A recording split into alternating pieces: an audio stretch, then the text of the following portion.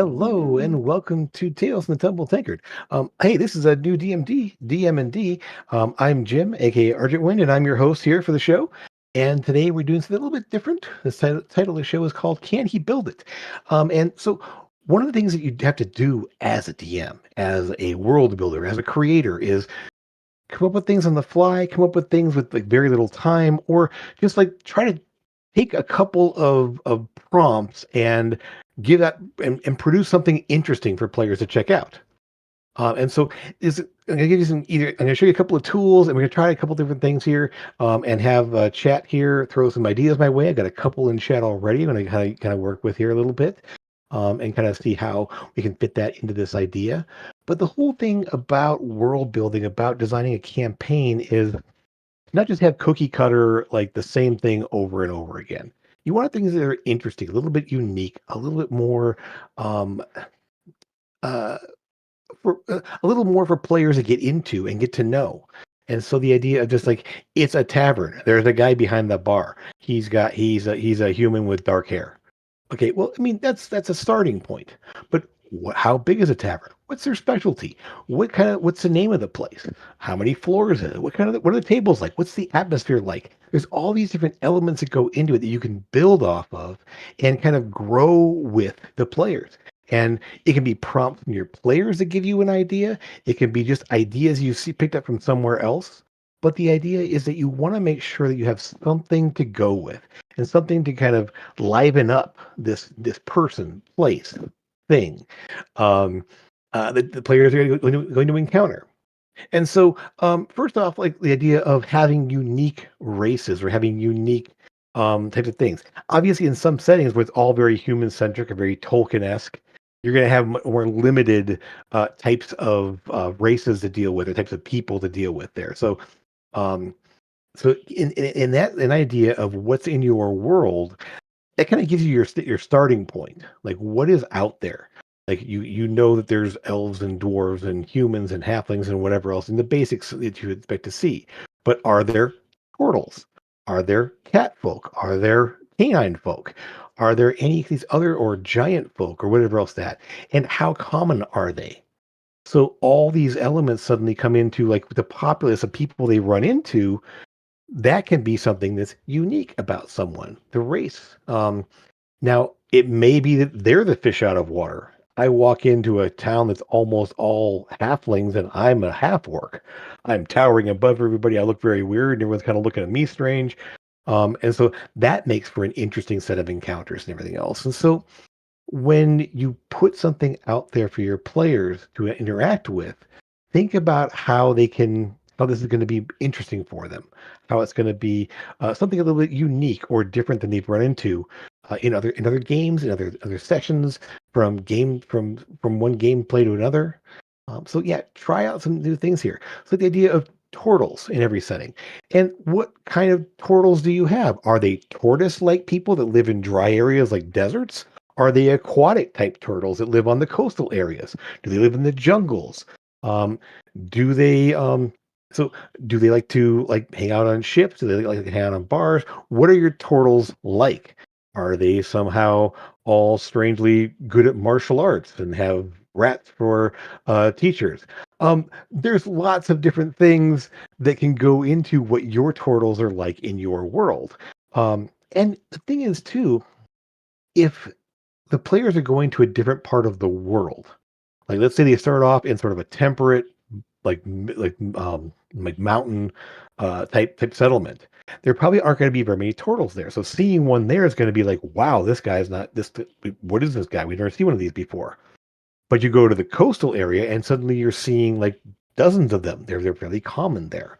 And so what is prevalent in the area where your players are in the moment is going to help dictate whether something you run into is unique or strange. So don't be afraid to bring in those odd elements because they're going to make for unique NPCs, ones that stand out. In my game, the players have run into two Warforged. One was an alchemist in the big city, and one's the master of games in the town that they live in. And effectively, they're very robot-like and very sort of like um, very focused on their tasks, and they're very good at what they do, but they don't really venture out beyond that. But running into them is kind of an interesting experience, and they're part of the world now. And so you can also bring in fun elements to your world in that aspect of like, where did these things come from? Well, they're not from around here. So where are they from? Well, they're from this part of the world. Oh, that's pretty cool. Um, Finding out that there's a nation of these or a settlement of these somewhere else. Maybe the players want to go see that at some point, or at least just find out more about it. Again, it ties them into the world, lets them dig their teeth into what makes something interesting for them. Um, and so, yeah. So, when it comes to like an NPC, a random person they run into on the road there. First off, their appearance. And so, some things to help you out with that. Um, is you can just kind of make up what on the fly here. They run into a turtle. He's got a kind of a mottled green, thick, knobbly shell. He's got stubby legs there and the big, nails on their hands there. Their hands are sort of like old and crusty and they kind of have this like dried look to them. And they maybe you come up with a voice for them. They talk a little strange and hello, how are you? And they wear a strange hat, um, and have maybe a floppy like beret style hat. And again, this is all just off the top of my head right now.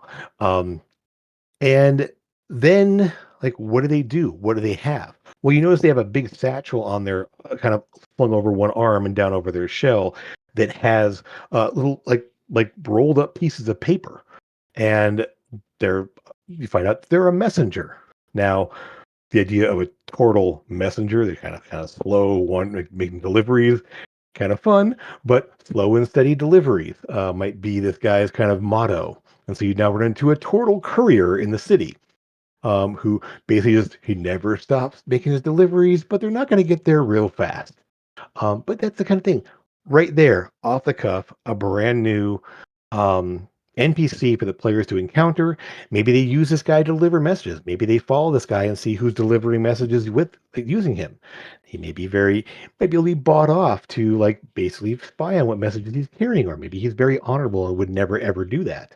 So those are kind of personality choices you can make as a DM and what the players may want to try to do. So if he's too honorable, they may have to swipe something from his satchel. And maybe he's super perceptive. So again, now you have sort of an encounter set up with a random NPC that just came out of nowhere. So something to keep in mind as they run into places. Like I said, when you run into a tavern, what is the place? What is it called? What is it like? What are the clientele like? And that's where I will just point this out. I'm going to show a couple of tools here to help you with that. If you don't want to just off the cuff improv it, I have a great book here. I've shown this before on the show, but Random Astonishing Tables, Astonishing Random Tables. Sorry. This has some great resources for world building and just for random names and locations and there's you name it, it's in here. When it comes to world building, this thing is amazing. But I want to point out, for example, we talk about a coastal town with a dark secret. Okay, perfect. Um, we know it's a coastal town, so that kind of gives it kind of a maritime feel. Some fishermen, maybe it's maybe a kind of a rocky coast, and so it's not really like there's not a lot of like casual fishermen around, but there's a lot of those guys that are really good at navigating the rocks and the reefs out there. But there's a secret about that. Well, this place has a really cool table for dark for the underbelly for underworld elements and hidden societies. And let's just go ahead and I'm gonna go ahead and roll a die here and see what we end up with. 'Cause this will be interesting. Uh, five clandestine government group. Okay, maybe a pretty big here. So some sort of a secret government group here. Well, then you go to that table, and let's see. We got ourselves a D10. Let's just go ahead and do that real quick and see what we end up with there. A one, a secret police. Okay, so now this place has a secret police. Maybe they're kind of corrupt. Maybe they're really good at what they do. And so let's see, kind of the secret police in a coastal town here. Maybe the Maritime Watch. Um, so these guys essentially know what's on everyone's boats. They know what ships are coming and going. They know exactly who is using the dock, and you never quite know who they are. They're always on the docks. They're always checking things out there. They don't have a uniform. They're just really good at spying and finding out what's in someone's cargo, what sort of crew benefits there are. And while there may be a legitimate dock worker group, these guys are the ones that can sneak a look at those books whenever they want, or can report back to whoever they work for, and find out who is coming and going. So this may set up encounters with players of like, hey, let's work with these guys. Let's find out how they can help us. We're looking for somebody. We think they're somewhere in this town. These guys are the guys that find out. Hey, did they show up on a certain ship? Did you see what inn they went to? So suddenly you have this now a clandestine secret police in a coastal town that now become either potentially a resource for the players to find out information, or if the players are trying to sneak into a place or trying to steal a boat to get away, these are the guys they're going to have to overcome and get in and work their way around. And so right there, with just a couple of rolls on a tape and a set of tables there and a little creativity, and you're coming up with an idea. And now you can kind of come up with like I said, I call them the Maritime Watch. That's just a basic generic name, but you can come up with something more sinister. Um, um, the idea of well, they're a watch thing, so the sea stars. Um, but SEE instead of SEA, or use the pun and go with it anyway. But that's the whole idea. These guys are very much into keeping tabs on things, finding stuff out.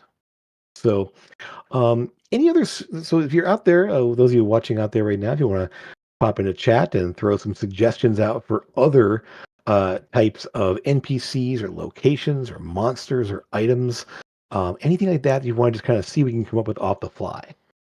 Go ahead and drop in the chat, and we'll move on though into something a little bit different as people kind of think of it and throw something new in there. But another tool that you can use. This is the fun one I've had for a long time there, and this is more for NPCs, and so you want to generate people. And there's a group here called for Metalweave Games called Non-Player Cards, and it's an artful NPC generator. And what this is 8 decks of cards. And I'm going to pull out a couple here that's kind of fun here because let's say you ran into a random person. Maybe he's in a jail cell. Maybe he's in the next jail cell. You're all in jail. There's some random person in a jail cell with you. Well, who is this guy? Well, here's a deck of professions. And I can just reach into his deck of professions and say, what is this guy? Okay, he is a innkeeper. Okay, pretty basic. Why is he an innkeeper? What's he doing in this jail cell with you? Well, that's something to find out maybe. Why is this guy in prison? Why is he arrested? Um, so that could be something to consider as these players go to chat with him or find out information from him. And so another helpful thing for that was there's a deck of secrets. And again, what kind of secrets do we have here? Let's just pull out a random secret. He's a sellout. Okay. So, um, maybe he's in jail because he sold out his investors or something, and so redid some deals and some contracts, and he's in here for kind of a white collar crime. But again, now this person is in here with you. He's an innkeeper who sold out his partners or investors or something like that, and so he's been thrown in jail. Was it Did one of his investors maybe a city official, and that person's got it out for him? Well, now if you happen to be in the middle of a investigation of some kind here, and you want to find out more about some corrupt official, maybe this guy knows something about that person. Maybe he's one of the guys coincidentally that put this guy in jail or had this guy arrested. So, fun thing there. And then if you want to get kind of get some role playing tips for this guy here, deck of personality. And so you kind of reach in here and see what kind of personality quirk you can get for this guy here. And so, an autocrat. In your life, there's only room for one will, yours. You must be in control at all times. You must be the ultimate authority in any matter of importance. It is your right to rule, lead, and to control. So a guy in jail because he reneged on a contract there thinks it's his right to do whatever he wants. So he maybe is kind of a jerk to deal with, but that again, now you have a personality to deal with for this person. And so again, you can sort of like build that, and you can do this all ahead of time. Jump in, like if you know there's going to be something they're going to run into, you can kind of prep this all ahead of time. Or if you want to just say, okay, yeah, you run into some guy on the road. He's a doctor. Okay, so he's got like a healer's kit around his neck there, and he's got some white gloves on. They're kind of bloodstained a little bit there, and he's kind of rubbing at them, taking them off, kind of getting there. He's got a little bit of blood smudged on his face there because he's coming from some terrible thing. And then you can kind of go from that point, where now suddenly you have a doctor they're running into, and maybe that's someone they want to talk to, someone they want to keep tabs on, someone they may want to meet with in the future and check things out. And so again, either your astonishing random tables or your non-player decks here can go a long ways toward just giving you a quick couple of hooks to create an NPC with, to create a location with. Um, Looking back at the tables here, if again you find yourself running down a city, and you end up in a random part of town, and you wonder what building you're looking at here. Well, there's a giant table of businesses right here. So what is this thing here? Well, this is the D100 roll here, and everything from alchemist to mason, to restaurant, to scribe or printer, pet shop, fish market. I mean, all these different things can be here. So you want to just like really quickly see what is this place, and you don't want to just make it up on the top of your head.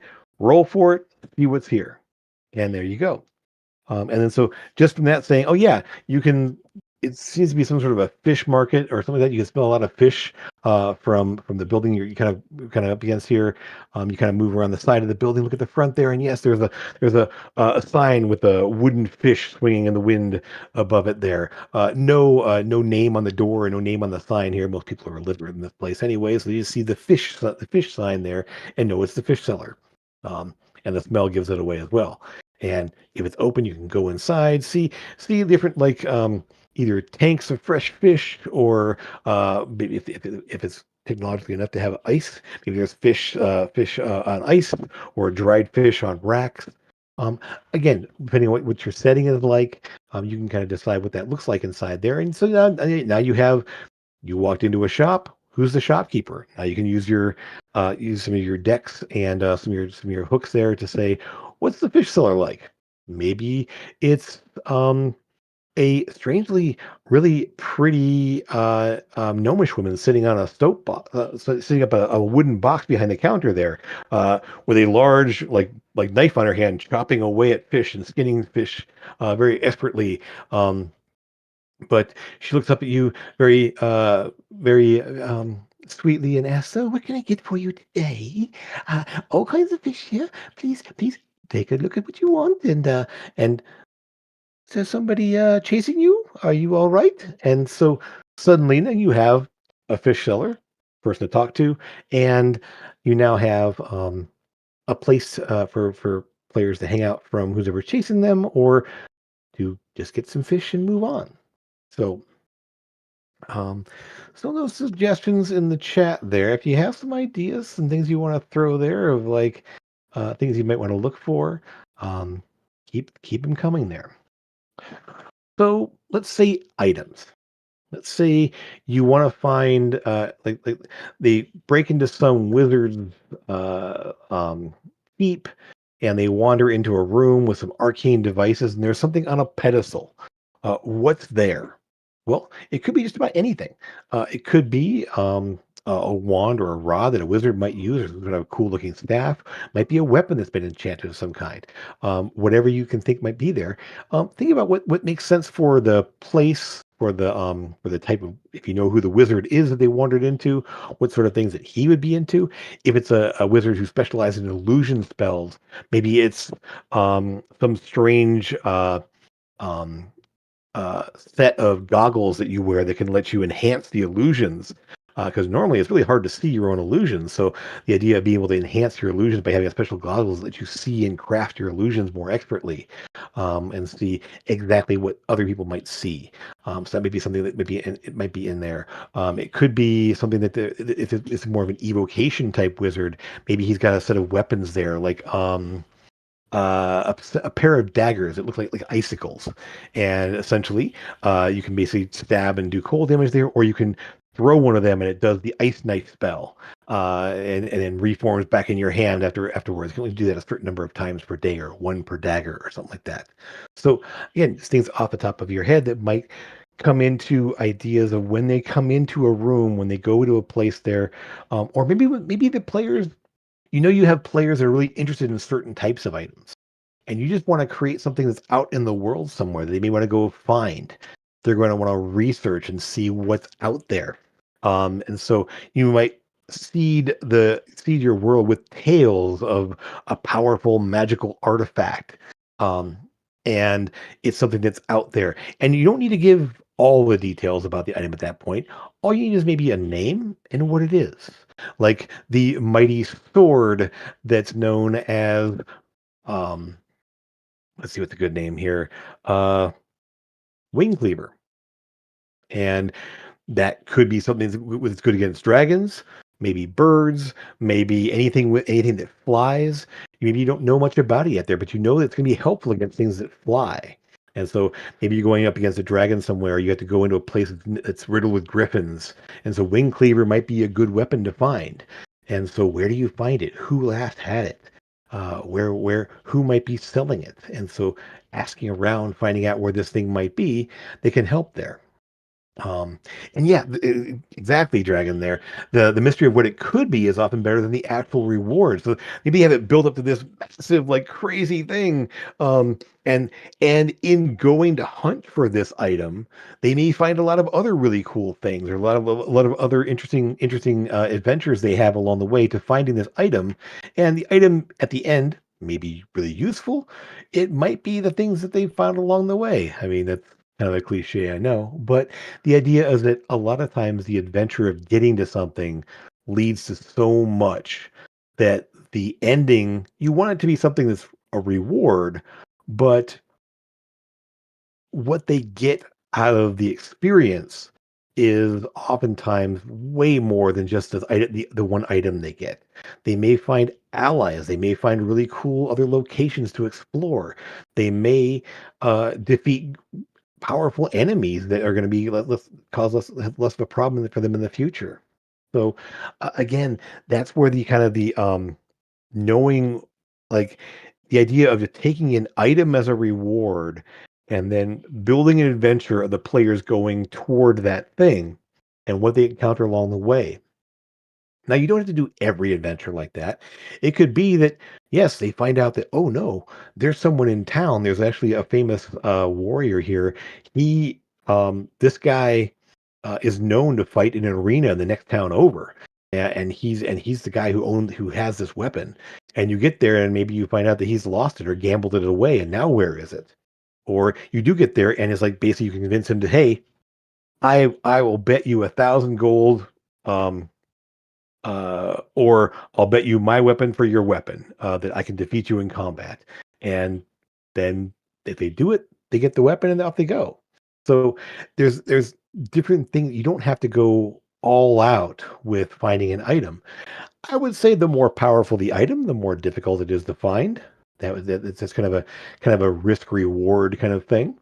But there's definitely some options there when it comes to going after items or finding strange things. Um, and again, in that situation, I've now, because you're looking for an item, we created an NPC gladiator type person who fights in an arena in another town. You now have you have a new item, a new NPC, a new location, and a new like place in a new location, all from one idea. So all these things of what you can build off of one simple little thing. The turtle courier, how can he be there? The fishmonger, the secret police, um, lost people, town or cities. Yeah, having the idea of something being lost and going to find out what happened to it. Um, it could be someone's been kidnapped and you're hunting and trying to rescue them. It could be that an entire town has gone missing. No one's seen anyone from there, and it's just now gone, lost in some sort of strange fog or something, or there's a giant crater where the town used to be. What happened? Oh, so again, the level of craziness depends on how big what your plot's all about. Um, and so finding out those learning about those mysteries, finding out what happened, and understand it's really important to remember in games that not everything has to happen while the players are in view of what's going on. Like the idea that things can happen away from the players that they can then hear about and go, "Hey, that sounds interesting. We should go check that out." So having events or locations or people that are something that the players have to go and find can really help drive an adventure. And so the idea of, yeah, something bad happened in a place. Like maybe if the players are very self motivated to go find out about it, they may just say, "Hey, I want to go find out about that." Or you could do something really mean and say, "Oh, yeah, this player, that's where his family is from. And the whole town's gone missing. What? We need to go find out. I need to go find out what happened to my family." Um, and so uh, being aware that that's going to cause some urgency on the players to go and see what's happening, what's going on. And so that's the idea of taking something you created, something you've built, something you've even off the cuff done, and realizing you can build so much around that thing. Um, it's a great way to drive a campaign. It's a great way to drive an adventure, especially in a sandbox setting. The big problem with sandbox settings a lot of times is coming up with ideas.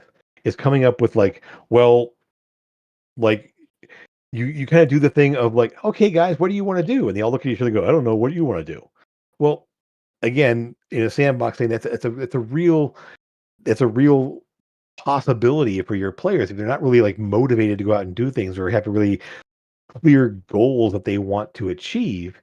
They may just sit there and go, I don't know.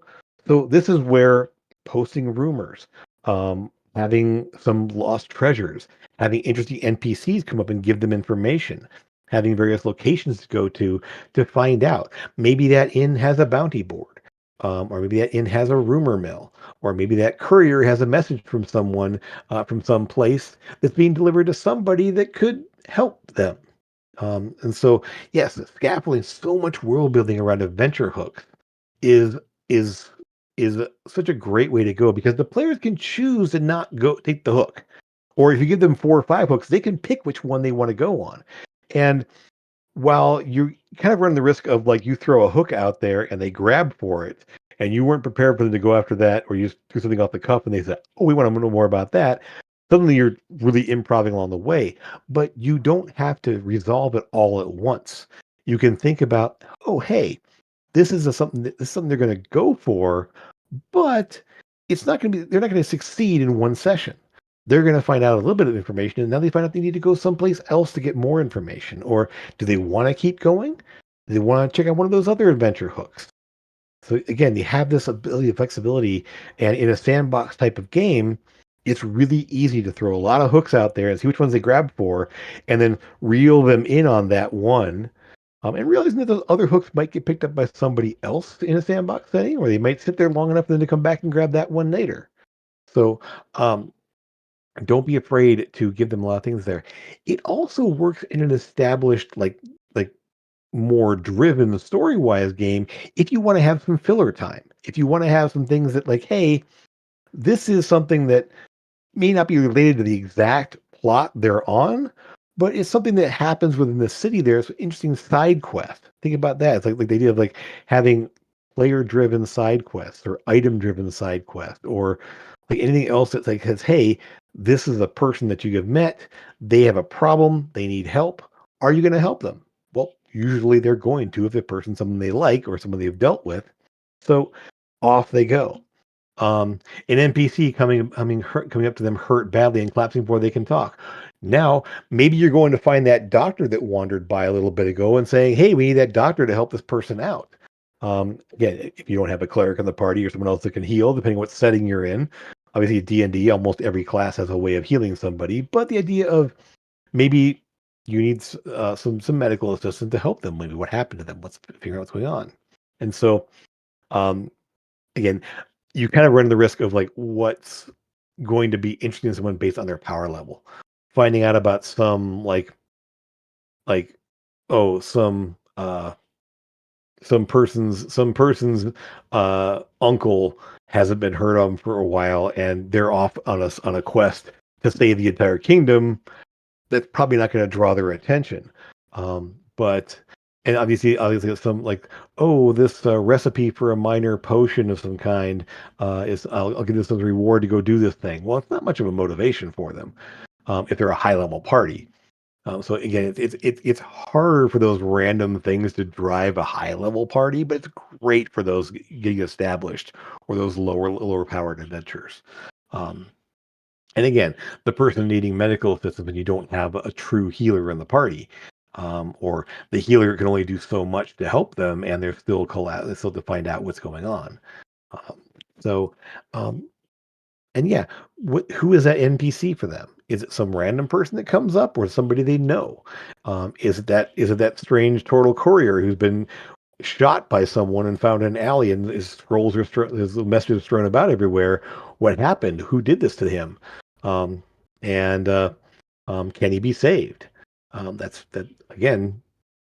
That random NPC you made may come into play more than once, and maybe reusable in a lot of ways if they have a lot of like hooks into other places. So yeah, so those of you in the chat there, I see that there's 6 people watching now. Awesome. In the chat there, just chime in with an idea. Throw out maybe a location or a race for an NPC or a profession that might be interesting to see something for, and we'll see what we can come up with on the fly. That poor turtle, he has been just through the ringer, hasn't he? It's like, but again, it's fun to create something like that and then see what story hooks can go around that one NPC. It can be a recurring NPC that comes up again and again in various ways. And that's a lot of fun, having callbacks to previous ventures, having people that matter in the world because they do show up more than once. Those ones you walk in, doorkeeper, you buy a couple things, you leave. An abandoned Goliath graveyard. Oh, wow. Okay. So Goliath tend to be very much a mountain folk there. So maybe it's a very interesting mountainside graveyard, and nobody knows how long it's been there. The idea of the Goliath tribe may have moved on, and they're no longer in this region. The tribes or the villages that were here were abandoned and left behind. There's a graveyard there, but they didn't take any of their um, they left all their dead here. And so now, I mean, can you imagine the power that a necromancer going into this place, raising up Goliath skeletons or Goliath zombies or Goliath ghouls, having a more powerful thing here. So maybe you have the idea of not only an abandoned Goliath graveyard, but some necromancer has moved in, has made it sort of a base of operations, and now it becomes a threat to the local area because now you have this necromancer with all these towering skeletons and zombies and ghouls, maybe even something a little more sinister, like that are terrorizing the local areas in here. And where did it come from? How do we stop it? And so maybe you need to go. So now it becomes an issue of going and finding that graveyard and putting the place to rest, sanctifying it, making it hallowed ground again, and defeating this necromancer. Um, and so the idea of basically a mountain, like an abandoned village with um, this old haphazard, like twisted stones and stone walls have been built around this old graveyard. This constant like mist that kind of this fog that rolls off the mountainside. So you know this very creepy aspect there. Um, and so, uh, yeah, so now you have Goliath and Dead are like the Necromancer's top shelf corpse stock. Absolutely, uh, the more powerful the thing was in life, the more powerful they can be in death. Um, and maybe the Goliath also, and this is something here, maybe the Goliath also rode large animals like bison or maybe even like mammoths of some kind. And so maybe there actually are a few mammoth skeletons along here. So now suddenly you have an undead skeleton riding on an undead mammoth, like going through the countryside here. Again, depending on the power level you're talking about here as to how much of a threat this is. But an abandoned Goliath graveyard becomes a major threat to the area. It may also be the place where maybe a Goliath hero was buried here. And there's something that was buried with him, and someone has been asked to find an item that was buried with him. Maybe a powerful like hammer, maybe some kind of metal, like some kind of enchanted belt of some kind that was buried with this Goliath hero. And it may be something you're trying to find. And the last place this Goliath was known to live was this village that's been abandoned, that abandoned here. And there's a graveyard there.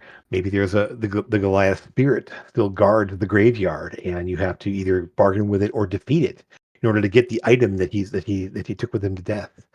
And so again, now you have two different ways of incorporating that same location with two very different plot lines or two very different adventure hooks. Just from one suggestion. Hammer in the Mountain. Yes.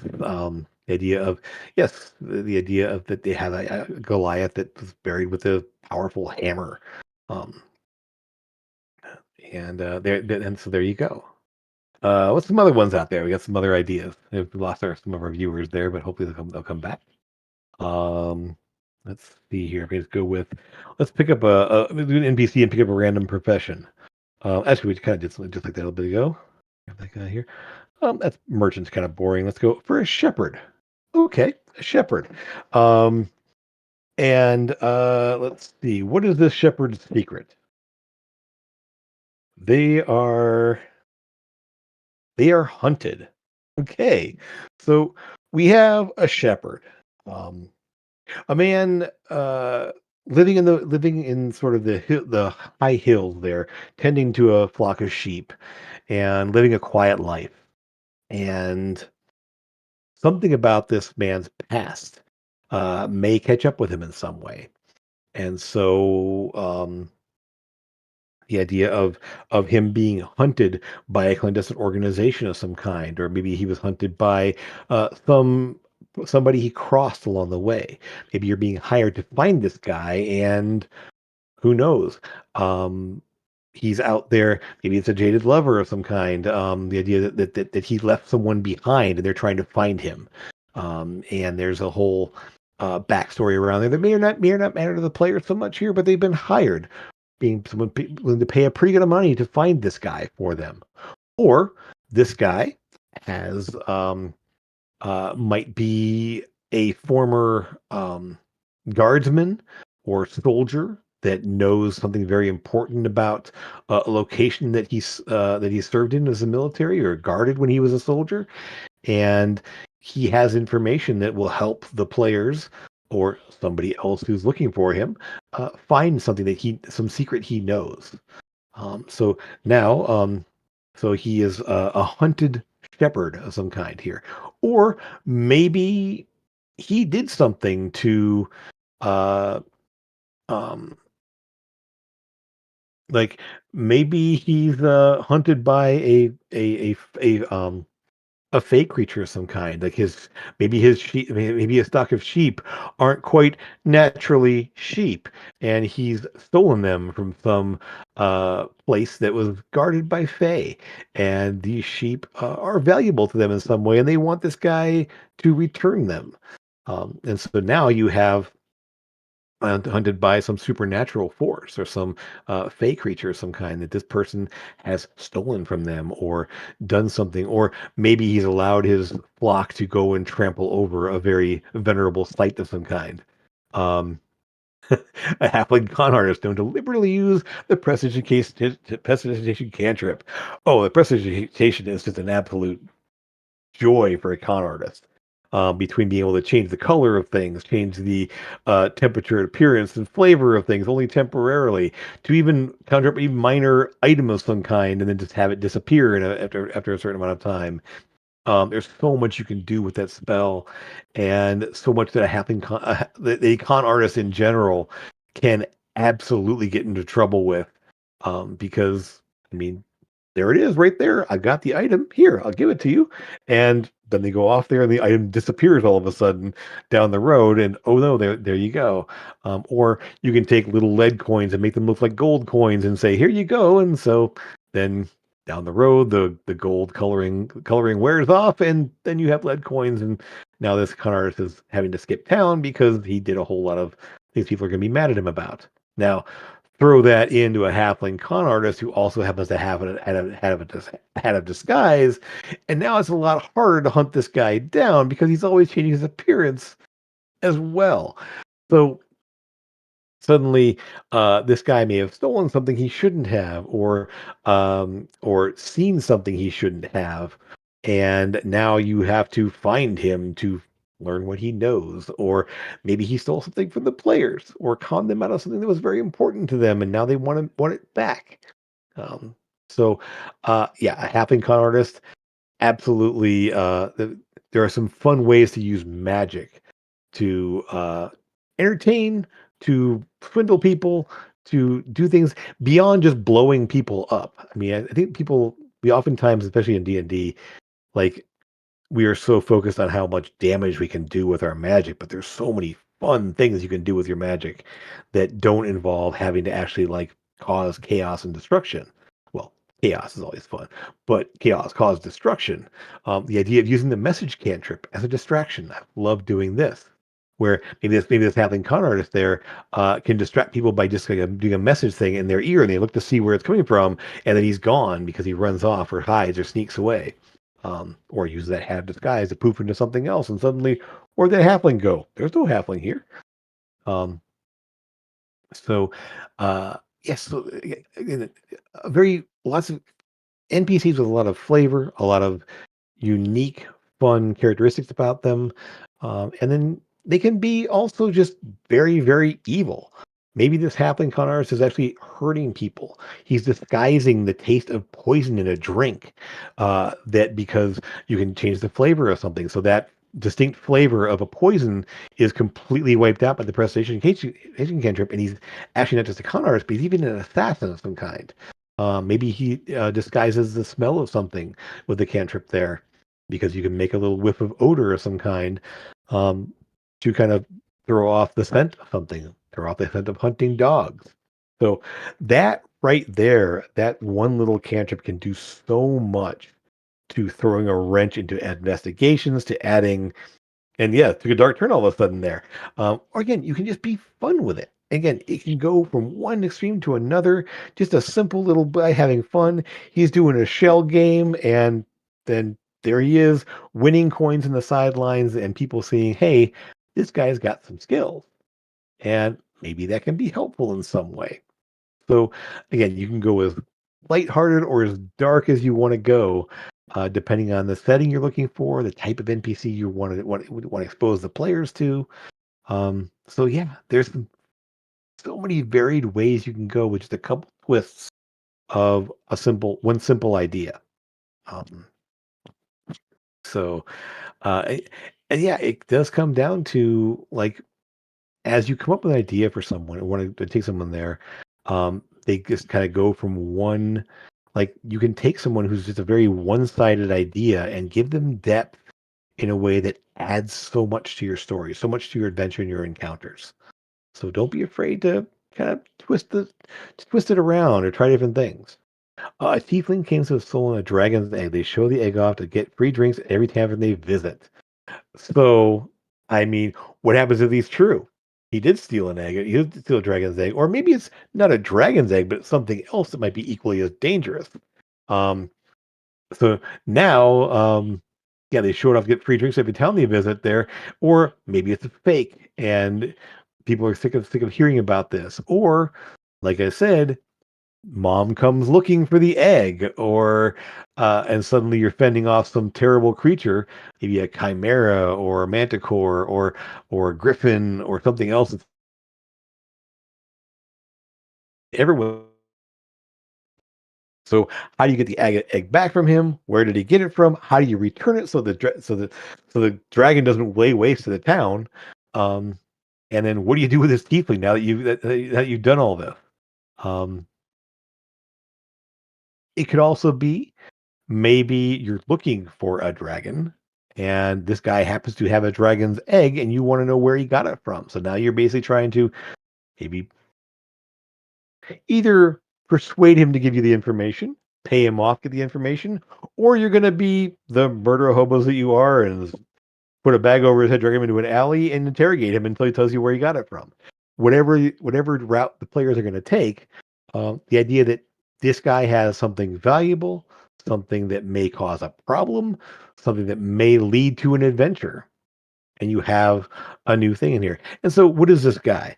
What's this guy's as personality here? He's obviously um, claims to have stolen a dragon's egg, but according to the little thing here, he's actually a predator. And maybe he is stealing dragon eggs. Maybe he is out there hunting for these things. And he's using this as a way not only to feed free drinks, but he's got, and this is going to take another dark turn here, because why not? It's fun. Maybe as a predator, based on the personality tro, he's actually in league with the dragon. He basically brings the egg to places there or he's trying to lead the dragon around and lay waste to places. Maybe tiefling's an agent from another country who wants to just wipe out places. So he basically drags a dragon egg around, saying, "Hey, look, I got a dragon egg here," and then he leaves and the dragon shows up there and burns the whole town down trying to get to the egg, and off he is to the next place. Um, yeah. What a twist. Again, all I did was pull the predator card, and I'm like, okay, that's the idea I got from that. Um, and so, or then you go from insecure. Maybe this guy is just he's just trying to make ends meet, and he's got this, and so maybe it isn't actually dragon eggs. Maybe it's a painted metal thing there, and he's just trying to show it off. And now he's insecure, so he's kind of timid about it, but he's getting enough coin to go get his drinks where he needs to go there and move from place to place. But now some adventuring party comes along or some evil group comes along and says, "Where did you get the dragon there?" And they basically grab him and try to get the egg from him and where did he get it from and then find out it's a fake and then so now that predator becomes an insecure sort of timid person who's just trying to make some free drinks with the an egg that he made. Maybe he's an artisan of some kind actually, and he's not actually a con artist at all, and he's just trying to like, look, I have a dragon's egg. Can I get some free drinks? Um, So that's the fun part about random elements is that they can really drive a story in a different direction that you maybe not even not considered. And so if you're stuck with how to use somebody, use a random personality, use a random thing, or just think, how can this drive a story I want the players to experience? What can I do with this concept, with this person, with this item and what can that do to bring the story to a different place, to do something interesting for my players? Because it's all about having fun. It's all about driving a story. It's all about using your locations, your items, your people, and whatever else you can come up with that are part of your adventures. You can make everyone a lot more invested with things that have a little more depth to them. Um, we're gonna so I'll do maybe one more suggestion here if you want to go that route, or we can kind of start wrapping things up, one of the two. But I do want to thank you, Dragon there, for hanging out with us, and of course our producer there, with Dan there. And I will say this: is if you ever need an idea for something, or if you want to throw something out there, don't be afraid to ask your fellow players, your fellow DMs. They may throw something at you. We just before we started the show here, if we were a minute late because we were, I was talking to with our producer here about a campaign idea for how to make something work. And so it is this is a community, and it's something to keep in mind here. There's so many resources online, so many great ideas you can pick from creators that are on TikTok and YouTube, and that are out there in various places in Discord. Don't be afraid to look for new places, try new things, and ask around if you're stumped. Or if you want to say, hey, I got an idea, here's what I'm thinking of. How can I liven this up? Or what kind of a twist can I take? And you're going to find some great suggestions, maybe some not so great suggestions, but you're always going to find other people willing to jump in and help flesh out ideas.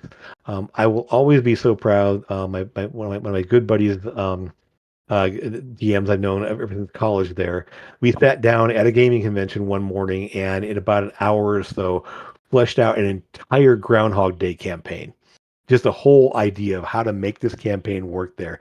And then he turned around and after a little while of kind of taking his own stab at it and turning out there, turned into a 2-year campaign that every story I heard from that campaign was just a blast. And so that collaboration, that idea that you're not alone in this. There are tools you can use and there are people you can talk to that can really help with driving your stories and with really helping you come up with ideas and take some new fun ways to go with adventures and stories and campaigns. But we'll go ahead and wrap things up here then. As always, thank you for being here now, both now and in the future. If you're ever, again, looking for advice around DMing, there's a whole channel of DM&D advice. They're going back. This is episode number 41 now. With all different things about here. There are so many great people. I always shout out some of my favorite people out there: Matt Colville, Matt Mercer, of course, being some of the big ones. But there's also some great ones. Finding some new ones like Gabe Greenspan, great there. Um, George Rivera, he's got some great ideas for campaigns. Just hearing like Brandon Lee Mulligan and Bria Irongar, seeing some of the things that they're doing out there, some very unique ideas and stories they came up with there. Don't be afraid to you don't need to watch hours and hours worth of an actual play, but just sitting down and getting the ideas that they have and kind of the characters they put together and so the NPCs they have. It's so fascinating to watch other people create things and see what they come up with. So, um, uh, yes. And yeah, vitality, absolutely. DMs that's a hard time when players throw a monkey wrench into their plans. And I will say that as a DM, I love those monkey wrenches. Throw them at me, please, because it keeps me on my toes. It also makes for some fun twists and turns in a campaign that you may not have expected. And so I'm always like, as a player, I'm always happy to see when players go in a different direction I expected there, or bite on something that kind of threw at them a little ways and see what they do with it. And so it's so awesome to see. But as always, I hope information here was helpful for you. And if you ever have any ideas for topics you want to see discussed in the future, as always, you can put them as a comment on the video here. You can drop it in as a message on the boards of the Tumble Tankard, or message me on Discord. I'm always happy to take ideas and kind of run with them from there. If you have suggestions or just questions about things in general, there, if it doesn't become a whole show, it may be something I just kind of discuss, or just answer a question and throw an idea out for you. But as always, thanks for being here. Thanks for watching. Um, hopefully you can see you again sometime soon. Drinks are on us because this is the Temple Tankard, and we'll see you again soon. Take care, people. Bye.